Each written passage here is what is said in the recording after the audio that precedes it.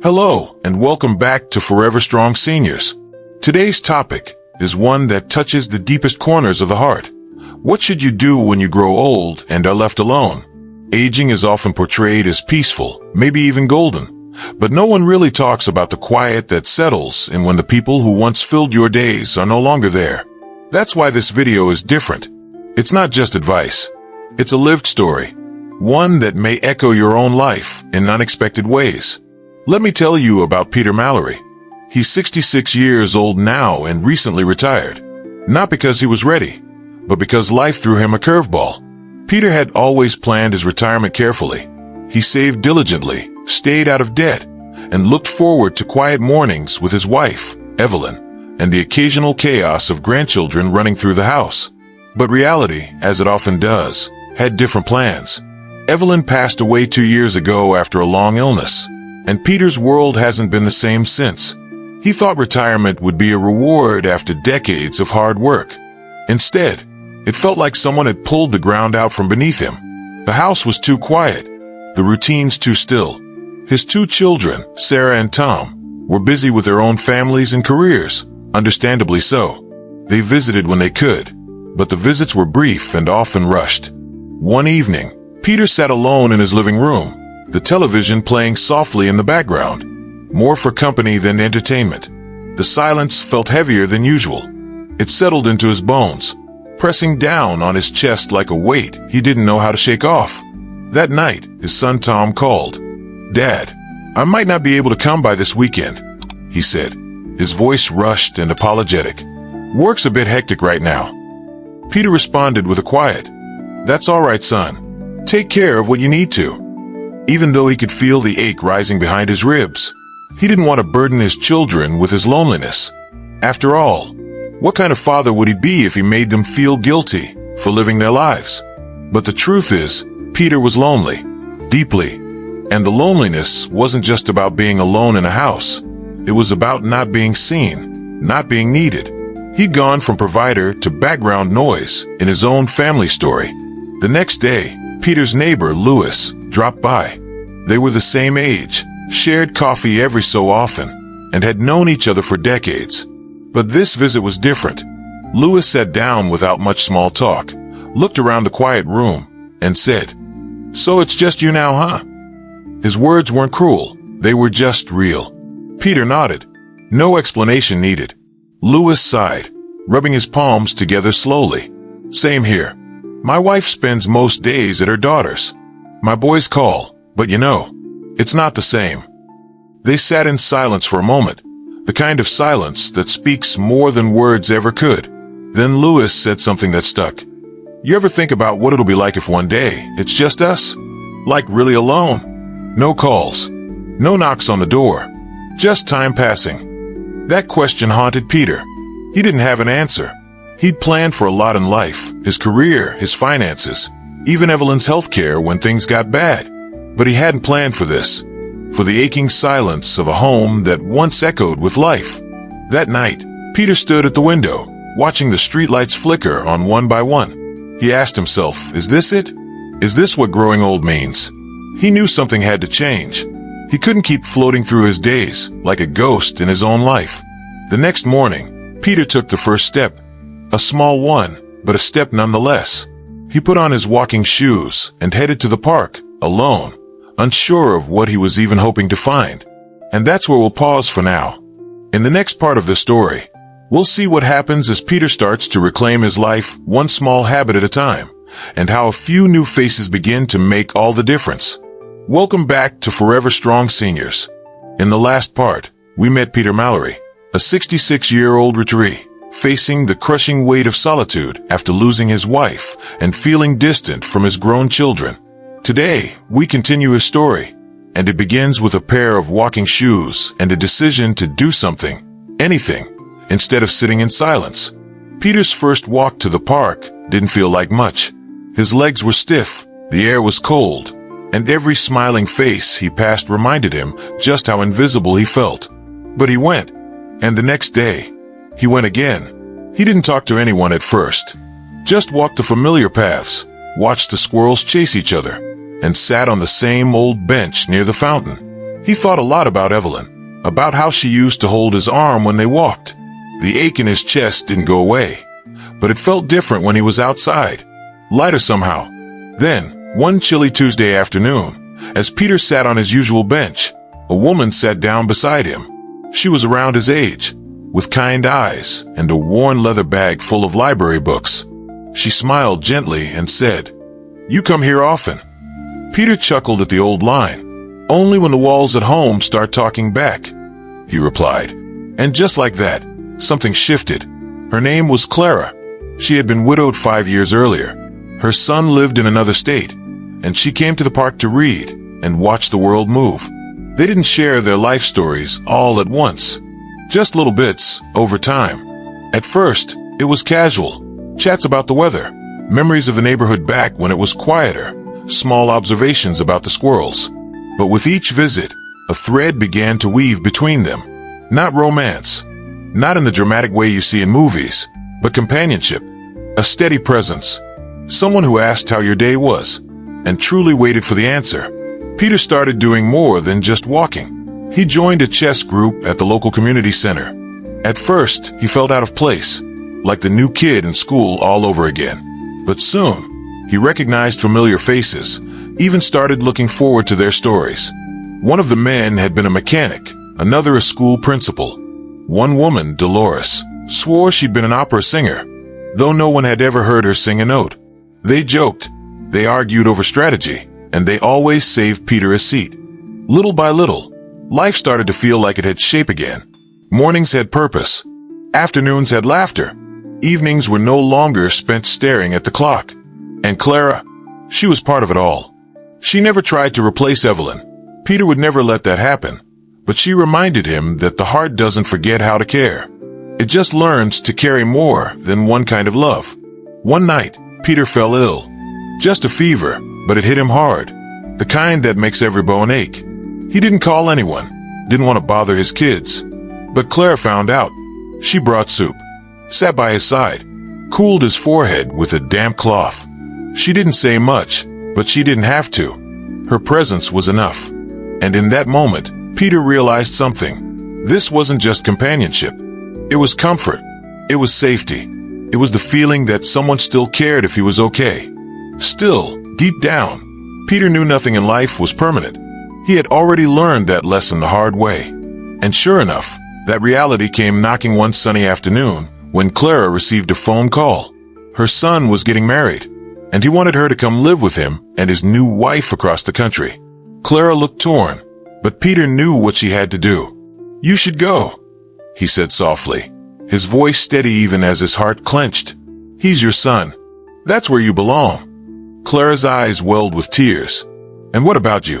"I'll be all right," he replied, even though he wasn't sure he meant it. "I've come this far. I can find my way again." They didn't make promises they couldn't keep. They simply embraced two people who had shared a season of life, each giving the other what they needed most: presence, understanding, and a reason to smile again. Peter drove her to the bus stop, watched as she boarded, waved until the bus disappeared around the bend, and then he sat there in his car, holding the steering wheel like it was the only thing keeping him grounded. The seat beside him was empty again, but this time, something had changed. Peter knew he could face it. He had faced worse. The silence would return, yes, but now he knew how to fill it. With walks, with chess, with stories, with people, with life. In the last part of Peter's story, we saw him rediscover life through quiet companionship and community after losing his wife and facing solitude. But as life often does, things changed again. Clara, the woman who helped fill the silence in his heart, had to leave. And just like that, Peter found himself alone once more. But this time, the loneliness felt different. It wasn't the crushing despair he'd first faced after Evelyn passed away. This time, it was softer, more familiar. He missed Clara, of course, her voice, her kindness, the gentle way she looked at him when he didn't have to say a word. But he also knew that he'd survived worse. He'd made it through those first empty months. He'd rebuilt himself from silence. And now, he had tools he didn't have before. He had community. He had routine. He had memory.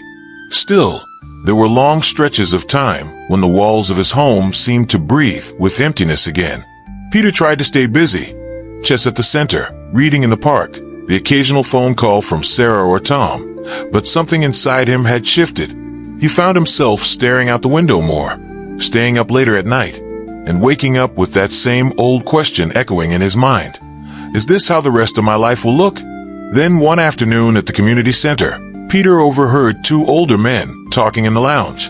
One of them, a tall man with a slow, gravelly voice, was debating whether to move into a senior living community. His kids had brought it up. They were worried about him being alone. The other man nodded and said, "It's not giving up, you know. Sometimes it's just choosing peace." Peter didn't say anything, but those words stuck. Choosing peace. That night, he called Sarah and Tom. They were concerned when he brought it up. "Dad, are you sure a nursing home is the right place?" Sarah asked gently, "What if you feel even more alone there?" "I've thought about this for a while," Peter said. "I don't want to be a weight on either of you. I need a place where I can live, not just exist." And so, after some quiet consideration and careful visits, Peter made the move. Not to a cold, clinical facility, but to a cozy, independent living community designed for seniors like him. People who were still capable, still mobile, still yearning for connection, but who were also ready to live among others in a similar stage of life. The transition wasn't seamless. The first few days felt strange. The rooms were unfamiliar. The people were polite, but distant. He missed the squeak of his old kitchen floor, the scent of Evelyn's garden. But slowly, a rhythm began to return. Breakfast in the dining hall, a walk around the courtyard, friendly greetings in the hallway, familiar faces at lunch, shared jokes over coffee. He met Harold, who had lost his wife 20 years ago, but still wore her ring on a chain around his neck. And Jean, who taught him how to beat anyone at dominoes in under 15 minutes. There was Marjorie, who didn't say much but always brought extra cookies to the weekly movie night. And Peter, he started feeling like himself again, maybe even a better version of himself. Each morning, he made his bed, brushed his hair, took a walk around the facility's garden, where they'd planted roses and herbs and bright yellow tulips that reminded him of Clara's favorite scarf. He participated in art therapy once a week, not because he was a painter, but because he liked the sound of people laughing over messy hands and dripping canvases. He even led a small discussion group on aging and grief, sharing parts of his story that once felt too heavy to tell. And for the first time in a long while, Peter wasn't waiting for the phone to ring. He wasn't hoping for a surprise visit. He had carved out a space for himself, small, simple, but full of meaning. He had found peace in the company of others who understood the aches and silences of aging. People who had also lost spouses, moved from the homes they built, and faced the mirror each morning wondering if today would feel different. Peter still missed Evelyn, and Clara, and even the way the floors used to creak in his old house. But now, he had people to sit with, people to share meals with, people to listen and to be listened to. He had chosen peace. Not because life had beaten him down, but because he had the courage to build something new again. In the final part of this journey, we'll explore what happens when life delivers one last heartbreak, and how Peter finds the strength to carry on, even after saying goodbye once more. Welcome back to Forever Strong Seniors. Over the last 3 parts, we've walked alongside Peter Mallory, a 66-year-old man who's navigated grief, silence, companionship, and change in his later years. Today, we reach the final chapter of his story. And like life itself, this chapter is both beautiful and painful, but above all, it's filled with truth. Peter had settled into his new life at the senior living community.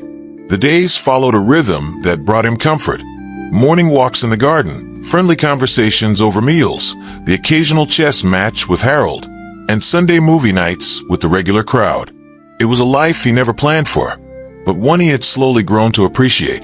It was peaceful, predictable, full of small, ordinary joys. Then came the phone call. It was Tom, his son. Peter could tell from the tone that something was wrong even before the words reached him. "Dad, Claire's been in a car accident. She's in the hospital. It's bad." Time stopped. Peter nearly dropped the phone. "Clara." The The woman who had walked with him through his worst days. The woman who had brought color back into his gray world, only to leave months ago to live with her son. She was hurt, and now she might be dying. He rushed to the hospital. The hallways were too bright, the sounds too loud, the sterile smell too sharp. He sat by her bed, her hand cool in his. The once strong woman who had cared for him when he was ill now lay still, barely breathing. Her face was pale, her chest rising in shallow waves. Peter whispered to her, voice trembling, "You promised we'd walk this road together. You can't go now. Not yet." And then, in a moment that felt both impossibly long and painfully short, Clara opened her eyes. She looked at Peter and managed to speak. Just one fragile sentence, almost a breath. "Peter, live well." Then she closed her eyes, and with a final, gentle exhale, she was gone. Peter sat frozen, his heart shattered quietly, not with screams or sobs, but with the kind of silence that only comes when someone you love slips away for the last time. The days that followed blurred together. Back at the senior home, people tried to comfort him. They sat beside him, brought him tea, left small notes by his door. But no words could fill the space Clara had left behind. And yet, life continued. Slowly, Peter would sit by the garden fountain she loved. He would smile when the tulips bloomed again in spring. He would visit the bench where they had once talked about their lost spouses, never knowing they'd someday lose each other too. One day, he noticed a new resident sitting alone at lunch. A man, perhaps in his 70s, eyes full of something Peter recognized, quiet grief. He walked over and asked, "Mind if I sit with you?" The man looked up, surprised, then nodded. They didn't say much at first, just sat there, chewing in silence. But something passed between them, something Peter understood better than most. It wasn't about replacing anyone. It was about showing up, being present, offering your time, your attention, your presence when words fail. Peter learned something in those final months, something no book could have taught, and no advice column could have captured. He learned that loneliness never fully disappears, but connection, even brief or unexpected, can soften its edges. He discovered that letting go doesn't mean forgetting. That peace doesn't always come from quiet. It comes from knowing you've lived honestly, even when your heart was broken, and that being alone doesn't mean being invisible. Sometimes, growing old isn't about grand adventures. It's about enduring, about finding light in the routine, warmth in the company of others, and courage in the face of loss. As Peter often said in the last years of his life, the world gets quieter as you age, not because there's nothing left to say, but because you begin to understand what really matters. If this story moves something in your heart, if you've loved and lost and learned to live again, please leave a comment so we know you're still here with us. And if you haven't yet, watch the full journey of Peter's story from the beginning.